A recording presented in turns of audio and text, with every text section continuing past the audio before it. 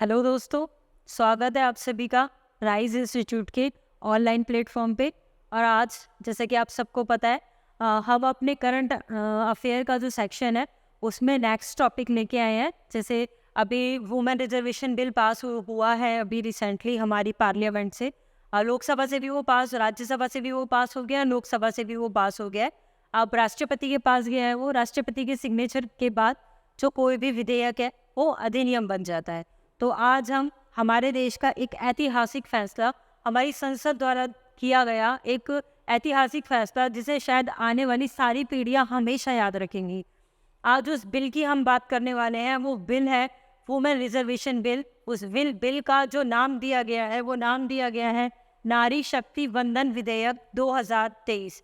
आप नाम में ही देखिए, नाम में ही है नारी शक्ति वंदन, यानी कि नारी शक्ति की वंदना करना, उसको सम्मानित करना। इसके उद्देश्य से ये विधेयक लाया है कि जो वुमेन का जो पार्टिसिपेशन है राजनीति में, जो वुमेन का पार्टिसिपेशन है वो काफ़ी कम है। हम देखते हैं कि बहुत चुनौतियां देखने को मिलती है। वुमेन अपने घर से बाहर नहीं निकलती हैं, है ना। समय समय पे बहुत चुनौतियां देखी जाती है कि वुमेन का क्या एजुकेशन का लेवल उतना नहीं देखने को मिलता कि वो पॉलिटिक्स के जो दाव पेच है उसको समझ सके, उनके साथ लड़ सके। दूसरा, वो इकोनॉमिकली बहुत ज़्यादा डिपेंड होती है अपने घर पर, अपने परिवारजनों पे, मेनली जो मेल कैंडिडेट्स होते हैं उनके ऊपर। इसलिए जब वो इकोनॉमिकली उनके ऊपर इंडिपेंडेंट होती है तो वो स्वतंत्र रूप से कोई डिसीजन नहीं ले पाती है। और साथ ही साथ राजनीति में सबको पता है दुराचरण होता है, असभ्य भाषा का प्रयोग होता है, छीटाकशी होती है। तो इस वजह से महिलाएं सामान्यतः राजनीति से दूर ही रहने की कोशिश करती हैं कि वो उसमें ज़्यादा ना पड़े।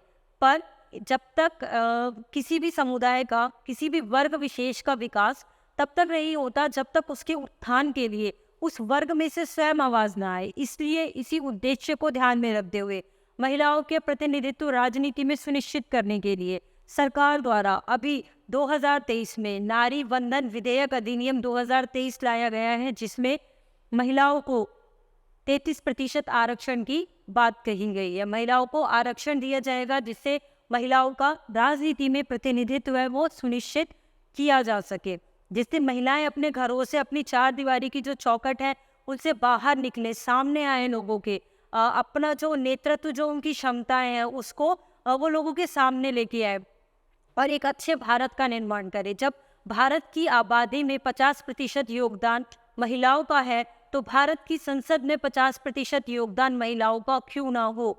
इस सोच के साथ वर्तमान सरकार, भारतीय जो जनता पार्टी की जो सरकार है वो नारी शक्ति वंदन अधिनियम 2023 लेके आई है। चलिए हम देखते हैं, अब आगे बढ़ते हैं इस अधिनियम में कि इस एक्ट में, इस टॉपिक में, इस करंट अफेयर के सेक्शन में हम इस अधिनियम के बारे में क्या क्या पढ़ने वाले हैं। तो आइए जानते हैं। हम सबसे पहले पढ़ेंगे कि ये चर्चा में क्यों है। सेकंड नंबर पे हम देखेंगे कि इस बिल के क्या क्या प्रावधान किए हैं सरकार ने, इस बिल में क्या कहा गया है। तीसरा हम देखेंगे कि अब जब विधेयक आया है तो इससे संविधान में कोई चेंज होगा क्या, अगर इससे संविधान में भी चेंज करने पड़ेंगे तो क्या क्या चेंज हमें करने पड़ेंगे संविधान में, हम ये देखेंगे। इसके आने के बाद क्या लाभ होंगे, क्या लाभ होंगे इसको लाने से, क्यों ये लाया जा रहा है, क्या विजन रखा गया है सरकार के द्वारा, और इसको लागू करने में अभी क्या क्या चुनौतियां हैं जिनका सामना हमें वर्तमान सरकार को करना पड़ेगा, तब जाके कहीं ये नारी शक्ति वंदन विधेयक 2023 लागू होगा। देखिए, ये जो विधेयक है ना, इसको लाने का प्रयास बहुत समय से किया जा रहा है। 11वीं लोकसभा, 12वीं लोकसभा, 13वीं लोकसभा, हर लोकसभाओं में विभिन्न सरकारों द्वारा महिला आरक्षण विधेयक लाया गया, प्रयास किए गए कि इसको पारित करा लिया जाए, पर जो अंतिम रूप से था वो सिर्फ राज्यसभा में ही रखा रह गया। लोकसभा तक वो विधेयक कभी आया ही नहीं। वो आया उससे पहले, वो आता विधेयक लोकसभा में, उससे पहले सरकार ही गिर गई थी, मतलब लोकसभा का ही विघटन हो गया था, तो इसलिए वो आगे नहीं बढ़ पाया। तो इसलिए महिला रिजर्वेशन बिल हमेशा बैकडोर में रहा। बार बार विभिन्न खेमों से महिलाओं द्वारा, महिला संगठनों द्वारा आवाज़ें उठती रही कि महिलाओं का रिप्रेजेंटेशन 50% होना चाहिए। जब पॉपुलेशन 50% है तो पार्लियामेंट में भी जो पार्टिसिपेशन है वो 50% होना चाहिए, जिससे महिला से रिलेटेड जो मुद्दे हैं उनको पुरजोर तरीके से रखा जा सके, उनको शोषण से उनको मुक्ति दिलाई जा सके। ठीक है, तो अब हम बढ़ते हैं कि ये चर्चा में क्यों है। सबसे पहले हम देखते हैं कि ये चर्चा में क्यों है। तो अभी सरकार द्वारा 19 सितंबर 2023 को लोकसभा में, ठीक है, 19 सितंबर 2023 को लोकसभा में विधि और कानून मंत्री श्री अर्जुन राम मेघवाल द्वारा नारी शक्ति वंदन विधेयक 2023 लाया गया है। ठीक है, अभी इसको किसके द्वारा लाया गया? विधि और कानून मंत्री श्री अर्जुन राम मेघवाल जी द्वारा इसको लाया गया है। अभी विधेयक क्यों लिखा है, अधिनियम क्यों नहीं लिखा है? क्योंकि अधिनियम तब बनता है जब वो लोकसभा से भी पास हो जाएगा, राज्यसभा से भी पास हो जाएगा, उसके बाद वो माननीय राष्ट्रपति के पास जाएगा, राष्ट्रपति द्वारा उस पर साइन हो जाएंगे, वो उसी दिन से लागू हो जाएगा जो तारीख उस विधेयक में लिखी होगी। ये ध्यान देने योग्य बात है, उस तारीख से वो लागू होगा जो तारीख उस विधेयक में मेंशन होगी, उसके बाद ही वो अधिनियम कहा जाता है। इसलिए यहाँ पे अभी विधेयक लिखा गया है क्योंकि अभी इस पे राष्ट्रपति के सिग्नेचर नहीं हुए हैं। ठीक है, और यह अब देखिए, अब इसको लाने के लिए संविधान में संशोधन करना होगा। जो विधेयक लाया जाएगा नारी शक्ति वंदन विधेयक, ये जैसे विधेयक लाए जाते हैं तो उस तरीके से ये 128वां संविधान संशोधन विधेयक होगा, लेकिन ये पारित हो जाएगा उसके बाद वो 106वां संविधान संशोधन होगा। अब इन दोनों संख्याओं में अंतर किस तरीके से है वो आप समझिए। मान लीजिए विधेयक संविधान संशोधन के कई लाए गए, 106वां, 107वां, 110वां, 115वां, पर वो पारित नहीं हो पाया, यानी कि वो विधेयक अधिनियम का रूप नहीं ले पाया, सक्सेसफुली नहीं बन पाया। इसलिए मान लीजिए इससे पहले भी लाया गया होगा तो वो नहीं बन पाया, इसलिए जो इसकी संख्या है इसका नंबर बड़ा आ गया। पर जो बन चुके, यानी कि हमारे संविधान में कितने संविधान संशोधन हो चुके, अगर हम ये देखें तो ये वाला 106वां संविधान संशोधन होगा, यानी कि इससे पहले 105 संविधान संशोधन है जो हम संविधान में हमारे कर चुके हैं। ये 106वां संविधान संशोधन होगा जो हम करने जा रहे हैं। 75 सालों में 100 से अधिक संविधान संशोधन हम हमारे संविधान में कर चुके हैं। ठीक है, ये प्रमाण देता है कि हमारा जो संविधान है वो कठोर और लचीले का, नम्य और अनम्य का एक उचित समन्वय प्रस्तुत करता है। ठीक है, तो ये देखा जाए तो 128वां संविधान संशोधन होगा और पारित होने के बाद ये 106वां संविधान संशोधन अधिनियम कहलाया जाएगा। ठीक है, अब हम अपने अगले पॉइंट पे आते हैं। इस बिल के प्रावधान क्या है? देखिए, अब इस बिल में बात क्या की गई है? इस बिल में बात की गई है कि लोकसभा, विधानसभा, ठीक है, लोकसभा का क्षेत्र होगा वो और विधानसभा का क्षेत्र होगा वो, प्लस जो दिल्ली एनसीआर है उसमें जो विधानसभा है, ठीक है, जो दिल्ली एनसीआर की विधानसभा है उसमें महिलाओं के लिए 33% सीटों के आरक्षण की बात कही गई है। कहाँ कहाँ? लोकसभा, विधानसभा और दिल्ली एनसीआर। अब इसमें ध्यान देने योग्य वाली बात क्या है? इसमें यहाँ पे ध्यान देने योग्य बात यह है कि इसमें उच्च सदनों को शामिल नहीं किया गया है, यानी कि राज्यसभा में 33% सीटों का आरक्षण महिलाओं को नहीं होगा, विधान परिषद में 33% सीटों का आरक्षण महिलाओं को नहीं होगा, पुडुचेरी जो विधानसभा है उसमें महिलाओं को 33% आरक्षण नहीं होगा। तो यहाँ पे ये आपको ध्यान रखना है, केवल जो लोअर हाउसेज हैं, चाहे वो पार्लियामेंट के हैं चाहे वो विधानमंडल के हैं, जो लोअर हाउसेज हैं वहीं पर महिलाओं को 33% आरक्षण दिया गया है। तो लोकसभा, विधानसभा और दिल्ली एनसीआर की विधानसभा में महिलाओं के लिए 33% सीटें रिजर्व रखी जाएंगी। ठीक है, ये इस बिल में मुख्य प्रावधान है जो हमें समझना है। ठीक है, आप लोगों को समझ आ गया इस बिल में क्या प्रावधान है? ध्यान रखना, कहीं भी अगर ऐसा आता है कि उच्च सदन में भी 33% दिया जाएगा तो ये एकदम गलत है। उच्च सदन में महिलाओं को 33% आरक्षण नहीं दिया जा रहा है। ठीक है, पूछ सकता है वो हमसे कि उच्च सदन में क्यों नहीं दिया गया है? जो राज्यसभा है उसमें 33% आरक्षण क्यों नहीं दिया गया महिलाओं को? देखिए, इसका एक रीजन, हालांकि जब लोकसभा में डिबेट हो रही थी तब इसका कोई रीजन अभी नहीं बताया गया है। जैसे जैसे कोई रीजन निकल कर आएगा तो हम आपको बताएंगे। पर अगर इसका रीजन अगर हम खुद से भी सोचें तो हम ये सोच सकते हैं कि जो राज्यसभा की जो सीटें हैं ना वो अप्रत्यक्ष रूप से चुन के राज्यसभा में आते हैं, कोई डायरेक्ट इलेक्शन नहीं होता है राज्यसभा के लिए। जब सरकार है, जो पॉलिटिकल पार्टीज है वो चुन के भेजती है, तो वो चुनना चाहे तो महिलाओं को वहां से भी चुन सकती है। तो ये पार्टी के अंदर रिजर्वेशन की बात हो गई कि वो पार्टी के अंदर चाहे तो अपने वहाँ पे सीटें महिलाओं के लिए कर दें कि भाई कांग्रेस में 33% सीटें महिलाओं के लिए आरक्षित होंगी, तो वहां से वो अपने आप ही महिलाएं आ जाएंगी, उनको इस तरीके से देने की बाध्यता नहीं रहेगी। ठीक है, समझ आया आप लोगों को? अब हम आगे चलते हैं।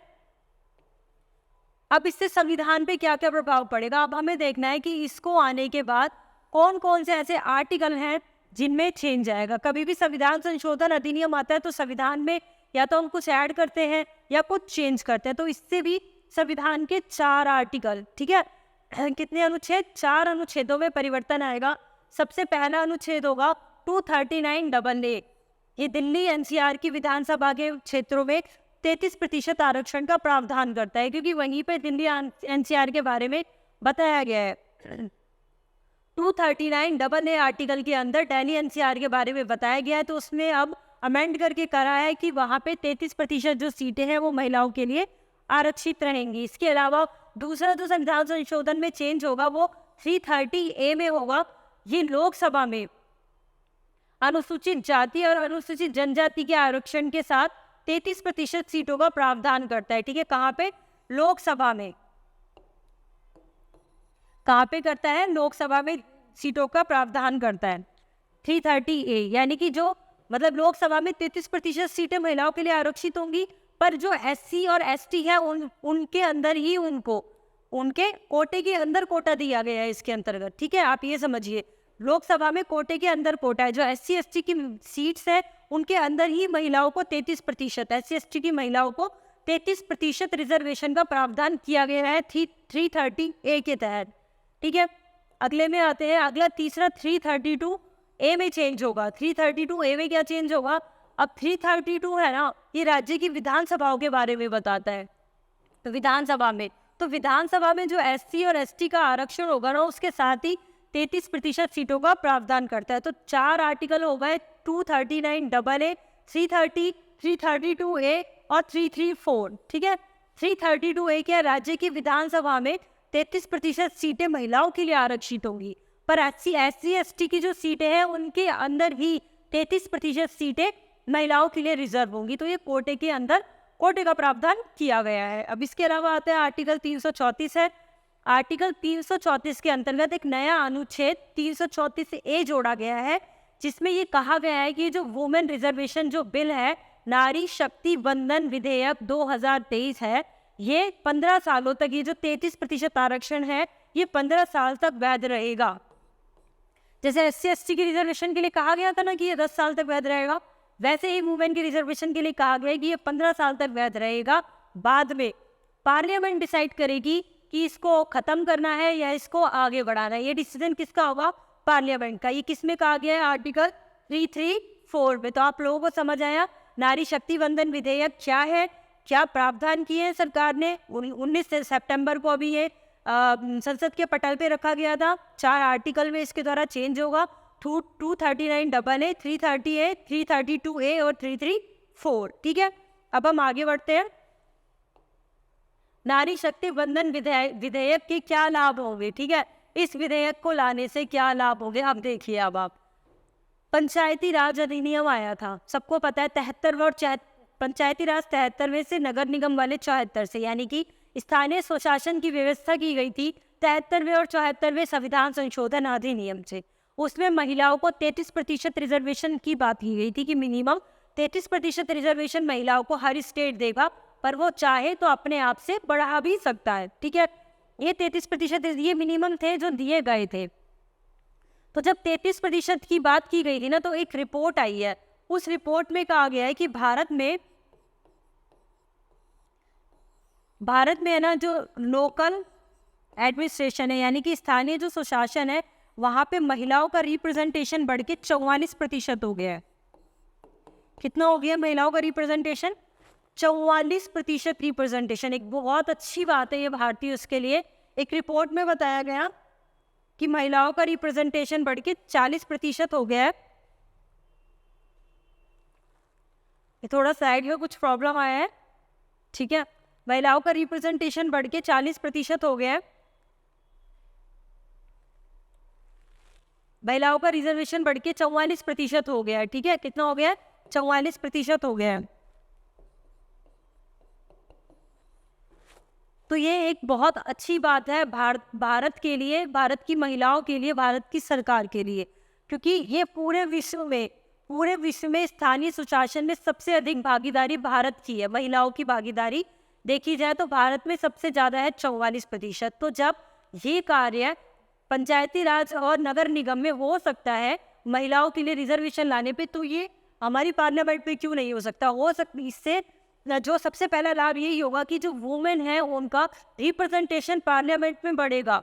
अगर वुमेन का रिप्रेजेंटेशन पार्लियामेंट में बढ़ेगा तो वुमेन से रिलेटेड कोई भी मुद्दा आएगा तो उस पर बहुत गहन विचार विमर्श के साथ एक वुमेन के पॉइंट ऑफ व्यू से उस सोच पे बात होगी, उस तरीके से बात होगी। साथ ही साथ जो वुमेन है उनको देख के अदर जो महिलाएं, दूसरी महिलाएं वो प्रेरित होंगी कि ये कर सकती है, ये भी तो राजनीति में कर रही है, तो हम भी तो कर सकते हैं।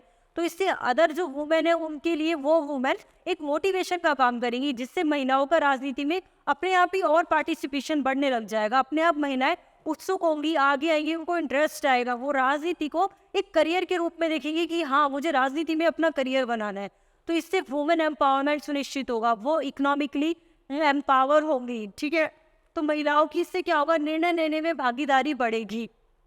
वुमेन ओरिएंटेड डेवलपमेंट, जैसे अभी हमारे G20 में भी वुमेन लेड डेवलपमेंट की बात की गई है। ठीक है, वुमेन लेड डेवलपमेंट, तो हम इसको उससे भी कनेक्ट कर सकते हैं कि ये है जो वुमेन लेड डेवलपमेंट को बढ़ावा देगा। ठीक है, इससे महिलाओं से संबंधित इशू है वो पार्लियामेंट में ज़्यादा डिस्कस होंगे, ज़्यादा संवेदनशील तरीके से डिस्कस होंगे, जिससे महिलाओं को उनकी समस्याओं से निजात दिलाया जा सकेगा। ऐसी समस्या जो एक पुरुष वर्ग समानतः नहीं सोच पाता, जैसे हम पीरियड पॉवर्टी की बात करते हैं, हम पीरियड लीव की बात करते हैं। एक व्यक्ति है, एक पुरुष है, वो उसके प्रति उतना संवेदनशील नहीं हो पाएगा जितनी जब महिलाएं इस इशू पे आके डिस्कस करेंगी। जब वो इसका सॉल्यूशन निकालेंगी तो वो सॉल्यूशन महिला ओरिएंटेड होगा। जब मैरिटल रेप की बात की जाएगी, जब महिलाओं के अधिकारों की बात की जाएगी, उनके शोषण के लिए आवाज उठाई जाएगी, तो महिलाएं उसके लिए आगे से आगे आके अपने हक की बात खुद से रखेंगी। ठीक है, महिलाएं राजनीतिक रूप से जागरूक होंगी, महिलाओं का राजनीति में पार्टिसिपेशन बढ़ेगा, वुमेन का एम्पावरमेंट होगा। वुमेन का एम्पावरमेंट इसी तरीके से होगा कि उनको निर्णय और चुनाव की स्वतंत्रता मिले, वो जिस क्षेत्र में चाहे उस क्षेत्र में जाके अपना करियर बना सके। अब उनको ये चीज़ ना हो कि वो सिर्फ एक फीमेल है, इस वजह से वो ये काम नहीं कर सकती, वो राजनीति में इसलिए नहीं जा सकती कि वो सिर्फ एक फीमेल है, तो वो चीज़, वो अवधारणा पर ये कुठाराघात करेगा। ठीक है, तो इससे महिलाओं को बहुत लाभ होंगे, महिलाओं का रिप्रेजेंटेशन सुनिश्चित होगा, वुमेन एम्पावरमेंट होगा, वुमेन मोटिवेशन होगा, वुमेन लेड डेवलपमेंट होगा, और वुमेन इश्यू ज़्यादा डिस्कस होंगे। तो वुमेन के लिए ये एक बहुत प्रगतिशील, भारत का प्रगतिशील कदम है। ठीक है, अब हम आगे देखते हैं। अब इसको लागू करने में चुनौतियाँ क्या क्या आएंगी। अब ठीक है भाई, हम ले तो आए, कर लिया, ये तो हमने बड़ी बड़ी बातें कर ली कि भाई 33% आरक्षण दे देंगे, महिलाओं का ये हो जाएगा, पर इतना आसान भी नहीं है। भारतीय समाज पितृसत्तात्मक समाज है, सबको पता है। यहाँ पे मतलब जब हमने पंचायती राज में महिलाओं को आरक्षण दिया तो क्या प्रथा निकल के बाहर आई, सरपंच पति की अवधारणा निकल के आई कि महिला तो बस एक रबर स्टाम्प की तरह हो गई कि बस वो सरपंच है तो उनका साइन लगेगा, बाकी काम सारे कौन देख रहा है, उनके पति देख रहे हैं। तो क्या पता भविष्य में ऐसे MP पति और MLA पति की अवधारणा निकल के बाहर आ जाए। तो ये एक चुनौती के रूप में हमें इसको कर्ब करना होगा, हमें इसके लिए कठोर निर्णय लेने होंगे कि महिलाएं खुद निकल के आए। वे भी महिलाओं के लिए वहाँ पे उन्हें ट्रेनिंग सेशन देना पड़े, उन्हें एजुकेट करना पड़े कि भाई आपका ये पार्लियामेंट्री काम है, आपको इस तरीके से करना है, आपको ये बंदे लगेंगे, ये आपकी सहायता करने के लिए हैं, ये प्रोसेस होती है। उनको सिखाया जाए, समझाया जाए, जिससे वो खुद अपने डिसीजन ले सके। तभी जाके जो असल मायने में वुमेन, जो नारी शक्ति बंधन विधेयक लाने के जो हमारे जो रीजंस है ना, वो इसी वजह से सक्सेसफुल तभी माने जाएंगे तब जिस वजह से वो लाया गया वो सक्सेसफुल हो। जो सरपंच पति जैसी अवधारणा है ना, देखिए जो सरपंच पति जैसी अवधारणा है ना, वो ना निकल के वापस आए। और अगर हमें लगता है कि ऐसी अवधारणाएं वापस आने के पूरे चांस है, मान लीजिए कोई बंदा है, उसकी कॉन्स्टिट्यूएंसी है, वहाँ से हमेशा वो एक ही बंदा चुनाव जीतता है, अब वहाँ पे सीट आ गई महिला की, ठीक है, अब हमेशा वो खुद चुनाव जीतता है, तो उसको एक लंबा एक्सपीरियंस हो गया राजनीति में, 15 साल 20 साल, अब वहाँ पे सीट तो महिला की हो गई है। अब वहाँ पे महिला की सीट हो गई तो उसने माना अपनी वाइफ को खड़ा कर दिया खुद की जगह, अब उसकी वाइफ बनी, पर वहाँ पे दबका तो उसका बना हुआ है ना कि भाई ये MLA है, ये मंत्री जी है, तो फिर वापस से कहीं MLA पति और MP पति की अवधारणा आ जाए तो वहाँ पे महिलाओं को फिर से एम्पावर करने की, और जो उनके हस्बैंड है उनको भी अपनी महिलाओं को सहयोग करने की एक अवधारणा पैदा की जाए, जिससे परिवार में भी फूटन ना हो और जो महिलाएं उनका एम्पावरमेंट भी सुनिश्चित हो सके। तो ठीक है, इसमें दूसरी चुनौती क्या देखने को मिलेगी कि ये परिसीमन के बाद ही लागू होगा। जो ड्राफ्ट आया है, इसका जो विधेयक है वुमेन एम्पावरमेंट बिल का, उसमें खुद कहा हुआ है कि जो नारी शक्ति बंधन अधिनियम है ये परिसीमन के बाद ही लागू होगा। और डीलिमिटेशन करने में कई सारी चुनौतियां हैं। सबसे पहली चीज, इसके लिए डीलिमिटेशन के लिए जनगणना होगी, और डीलिमिटेशन में साफ साफ लिखा हुआ है कि 2026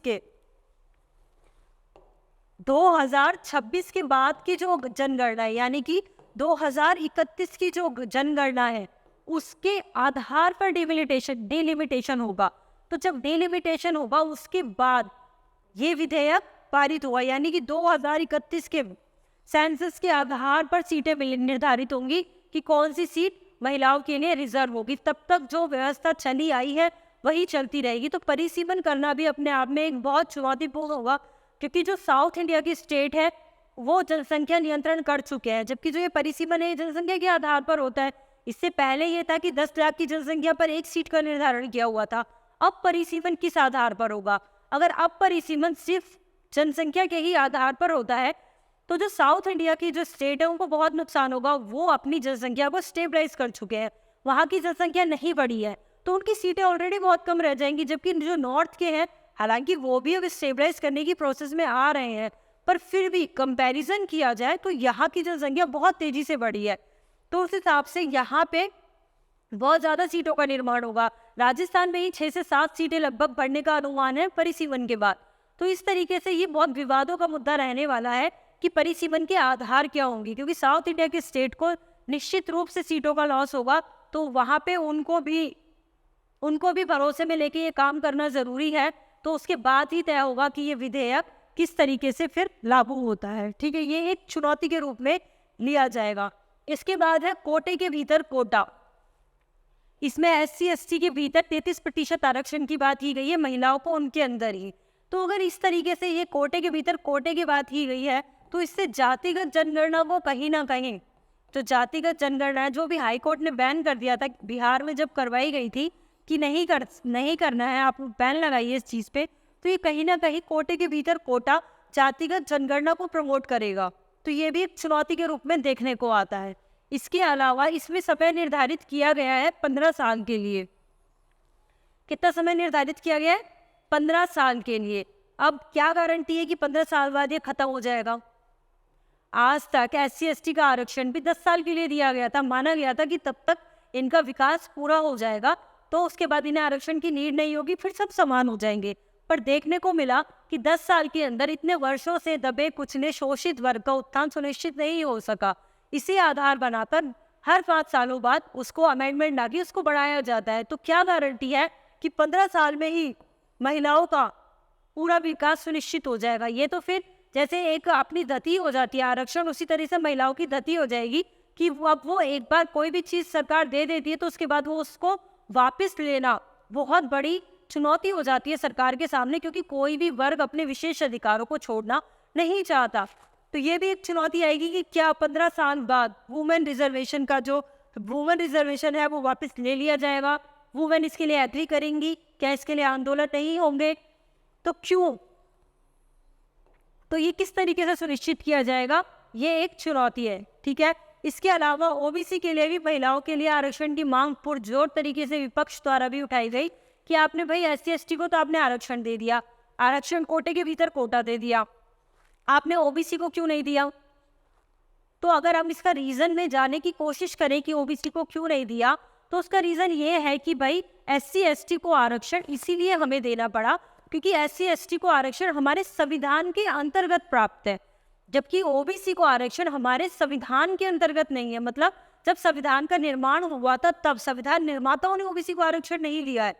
वो किसी जाति के आधार पर नहीं, सामाजिक शैक्षिक पिछड़ेपन के आधार पर हमारे संविधान में आरक्षण दिया गया है। वो केवल SC और ST को ही है, इसलिए वहाँ पे OBC को शामिल नहीं किया गया है। केवल कोटे के अंदर कोटा करके आरक्षण का प्रावधान SC/ST समुदाय के लिए ही किया गया है, OBC के लिए नहीं किया गया। पर OBC समुदाय इसका विरोध करेगा, तो इसलिए ये महिला आरक्षण विधेयक में एक चुनौती के रूप में शामिल आएगा। साथ ही साथ एक चुनौती और है इसकी, किसमें अन्य वर्गों को भी शामिल करने की मांग उठ सकती है। जैसे EWS को क्यों शामिल नहीं किया गया?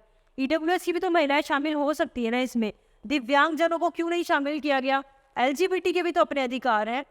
हम एलजीबीटी समुदाय को भी तो अधिकार देने की बात करते हैं, तो आप क्यों नहीं यहाँ पे जो समुदाय अपने आप को फीमेल माने उसको आरक्षण देके आप उनका प्रतिनिधित्व सुनिश्चित क्यों नहीं करते हैं? तो ये सब चुनौतियां हैं जो हमें वुमेन रिजर्वेशन बिल की राह में दिखाई देंगी। ठीक है, अब आगे की राह क्या हो सकती है? अब आप देखिए, ये वुमेन रिजर्वेशन बिल की एक मोटी मोटी आउटलाइन थी जो हमने आपको अपने करंट अफेयर सेक्शन के माध्यम से बताई है। इसका वे फॉरवर्ड यही हो सकता है कि जितनी भी चुनौतियां हैं उसको सरकार ध्यान में रखे, उसे हिसाब से अगर इसमें कभी फिर कुछ अमेंडमेंट होते हैं वो करे, सारे पक्ष जो भी इसके हैं उनको मनाए, समझौता करे सबके साथ, उसके बाद इस बिल को लाया जाए। ये बिल लाया जाना भारतीय समाज के लिए बहुत ज़रूरी है क्योंकि महिलाओं को रिजर्वेशन की बहुत नीड है, क्योंकि जो राजनीति है ना उसमें महिलाओं का बहुत कम पार्टिसिपेशन है।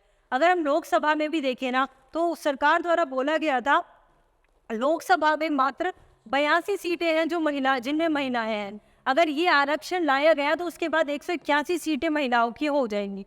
ठीक है, अगर हम विधानसभा में देखें, राजस्थान विधानसभा की बात करें तो 27 महिलाएं हैं जो कि विधायक हैं, अभी 27 महिला ही एमएलए हैं। तो इसके बाद उनकी संख्याओं में बढ़ोतरी देखने को मिलेगी, महिलाओं का जो पार्टिसिपेशन है वो बढ़ जाएगा। तो वुमेन रिजर्वेशन बिल ये था जिसके बारे में हमने पूरी चर्चा करी अभी आपसे, और ये हमारे भारत के लिए बहुत अच्छा है। इससे रिलेटेड जो क्वेश्चन बन सकते हैं वो सब आप देख लीजिए। इसमें बन सकता है कि कौन कौन से संविधान में चेंज होगा, क्या चुनौतियां आ सकती हैं, इसके लिए आगे की राह क्या हो सकती है, क्योंकि इसका कोई नकारात्मक प्रभाव नहीं होगा, इसमें चुनौतियां ही आएगी इसको लागू कराने में। इससे क्या अच्छी बात है, आपका मेंस के लिए क्वेश्चन बन सकता है आरएस का, तो आप इस टॉपिक को अच्छे से पढ़िए, रिवीजन करिए। आज के लिए इतना ही, बहुत बहुत धन्यवाद।